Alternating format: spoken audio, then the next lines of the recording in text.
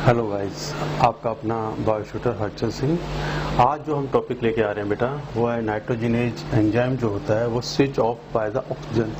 Oxygen की conditions के अंदर स्विच ऑफ हो जाता है, यानी कि उसकी एक्टिविटी खत्म हो जाती है या कम हो जाती है। हम आज ये टॉपिक यूज करेंगे। तो आज ये टॉपिक काफी इंपॉर्टेंट होता है क्योंकि एनसीईआरटी ने भी इसके ऊपर दिया हुआ है। एनसीईआरटी ने जो लाइन दी है वो क्या है, the enzyme nitrogenase is the highly sensitive to the molecular oxygen, it require the anaerobic conditions. ये एक लाइन दी है एनसीईआरटी ने, एक्सप्लेन नहीं किया हुआ, तो आज अपन इसको एक्सप्लेन करेंगे कि क्या कंडीशंस है इसके, कि काफी यानी कि नाइट्रोजनेज जो होता है स्विच ऑफ हो जाता है, एनएरोबिक कंडीशन के अंदर ही वर्क करता है वो, ठीक है ना। तो उसका रीजन क्या है और क्या इफेक्ट आए, इवोल्यूशनरी इफेक्ट क्या आए, उसके ऊपर अपन बात करेंगे। तो इस टॉपिक को अगर अपन स्टार्ट करते हैं तो सबसे पहले देखते हैं कि क्वेश्चन किस टाइप से आता है। क्वेश्चन का स्टाइल है nitrogen fixation inhibited by the oxygen, का रीजन उसका पूछ रहा है वो। However in the aerobic nitrogen fixing bacteria, जैसे एजिटोबैक्टर जो बैक्टीरिया है वो ऑक्सीजन की कंडीशन में भी नाइट्रोजनेज एंजाइम फंक्शन करता है उसके अंदर। Presence of oxygen nitrogenase in such organism the protected by the which one of the following mechanism. तो इसके अंदर जो आंसर जो आ रहा है वो बी आ रहा है, removal of the oxygen by the metabolic activity. ये आ रहा है, मेटाबॉलिक एक्टिविटी का रोल है इसके अंदर स्पेशली।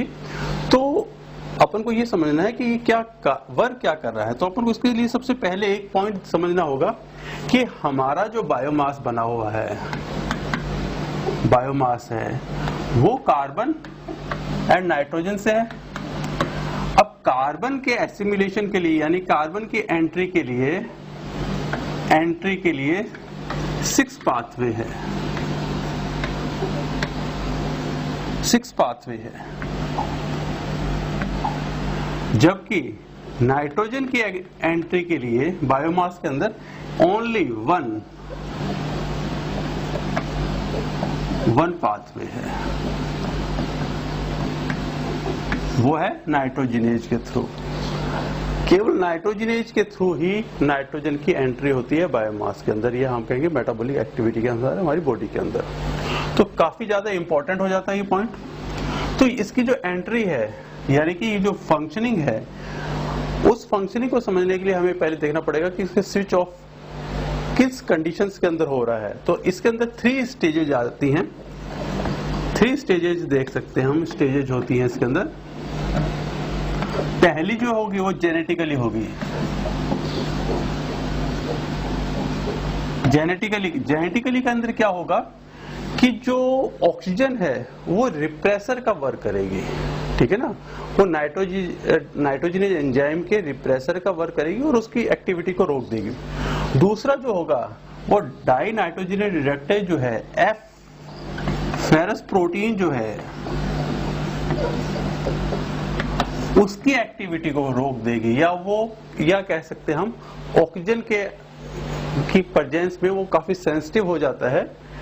आपके डाई नाइट्रोजन रिडक्टेज एंजाइम जो होता है, या हम कहेंगे प्रोटीन जो होती है, वो काफी हो जाती है।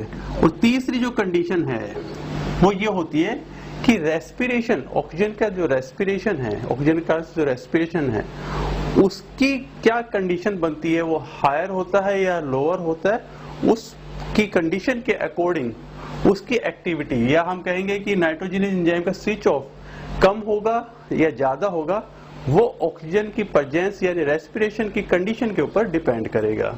ये 3 पॉइंट हम देख सकते हैं। इस चीज को आगे अगर अपन देखें इवोल्यूशनरी पॉइंट ऑफ व्यू से, तो मैंने बताया था नाइट्रोजन का जो फिक्सेशन होता है वो केवल प्रोकैरियोट्स के अंदर होता है। तो प्रोकैरियोट्स के अंदर अगर हम देखें, ल्यूका से स्टार्ट करते हैं अगर हम, तो उसके अंदर देखते हैं एक्विफेस जो है वो सबसे पहले, ये जो ब्लू लाइन है ये नाइट्रोजन फिक्सेशन का वर्क कर रहा है, ठीक है ना। इनके अंदर नाइट्रोजन फिक्सेशन है।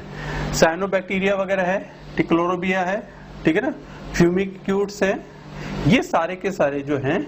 और आर्किया के अंदर एक ग्रुप जो है वो नाइट्रोजन फिक्सेशन करता है, यूकैरिया के अंदर नाइट्रोजन फिक्सेशन नहीं होती है। तो ये जो पूरा पोर्शन है बैक्टीरिया का, यू बैक्टीरिया का, ये नाइट्रोजन फिक्सेशन में पार्ट लेता है। अब इसका इवोल्यूशनरी पॉइंट ऑफ व्यू से अगर अपन देखते हैं, ध्यान देते हैं इसके अंदर, तो आपको ध्यान में होगा कि आर्कियस एरिया के अंदर ऑक्सीजन कम थी।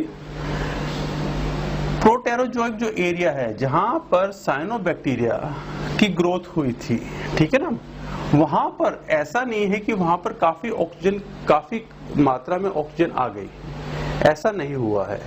ऑक्सीजन केवल इस जगह पे 2% ही थी, जो आज अपन 21% की बात करते हैं। तो यानी कि इसका मतलब ये हुआ कि यहाँ पर जो ऑक्सीजन है वो यूटिलाइज हो रही है, क्योंकि यहाँ पर सल्फर रेडिकल्स वगैरह या लाइटिंग के कारण से रेडिकल्स का फॉर्मेशन होता था जो कि ऑक्सीजन को यूटिलाइज कर लेता था। दूसरा इसका एक रीजन और है कि अगर हम देखें जो प्रोटीन्स का फॉर्मेशन हो रहा है उस टाइम जो आयंस थे या हम कहेंगे कि जो मटेरियल था वही कम था, ठीक है ना, वही कम है, मटेरियल ही कम है, तो उसका फॉर्मेशन कम होता है। तो इसके कारण से यहाँ पर ऑक्सीजन की कमी थी और साइनोबैक्टीरिया कंडीशन के अंदर ऑक्सीजन बन रही है लेकिन उसका यूटिलाइजेशन ज्यादा हो रहा है रेस्पिरेशन के अंदर, तो उसका यूटिलाइजेशन ज्यादा होने के कारण से यहाँ पे नाइट्रोजन फिक्सेशन का फंक्शनिंग ज्यादा हुई। ये है, अगर हम देखें ऑक्सीजन सेंसिटिव जो अगर हम नाइट्रोजन एंजाइम के अंदर देखते हैं तो ये मॉलिक्यूल्स यानी कि मेटल आयन के साथ में यानी कि फेरस या मोलिब्डेनम के साथ में कंबाइंड हो जाता है। अब यहाँ पर एक चीज समझने की बात होती है कि ये तो है कि एनारोबिक कंडीशन के अंदर है, एनारोबिक कंडीशन के अंदर है, एरोबिक कंडीशन में कंडीशन के अंदर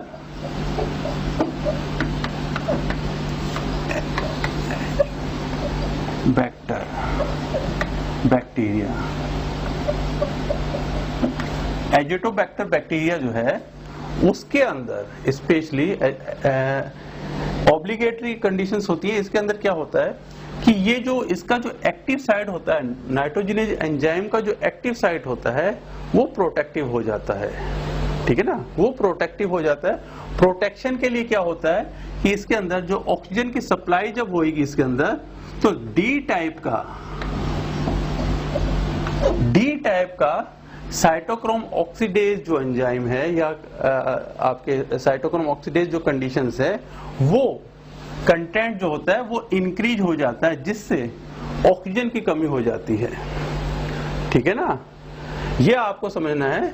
और एक और चीज है जो डिजोल्व ऑक्सीजन कंसंट्रेशन है वो इंक्रीज हो जाएगी, उसके कारण से ऑक्सीजन की कमी हो जाएगी और वो ऑक्सीजन की प्रेजेंस में भी नाइट्रोजन फिक्सेशन करेगा।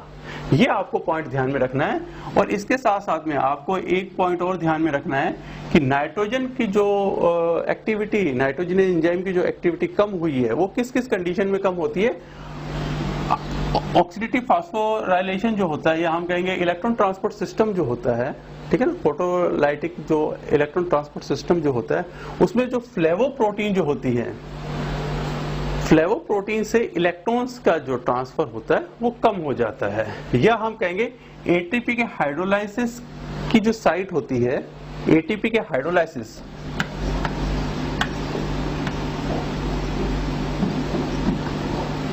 लाइसिस की साइट पे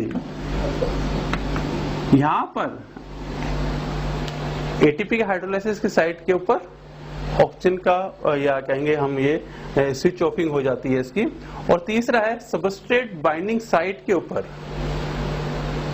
कंडीशंस के अंदर बाइंडिंग साइट है वहां पर वो कंडीशन यूटिलाइज हो जाएगी जिसके कारण से नाइट्रोजन एंजाइम स्विच ऑफ हो जाएगा।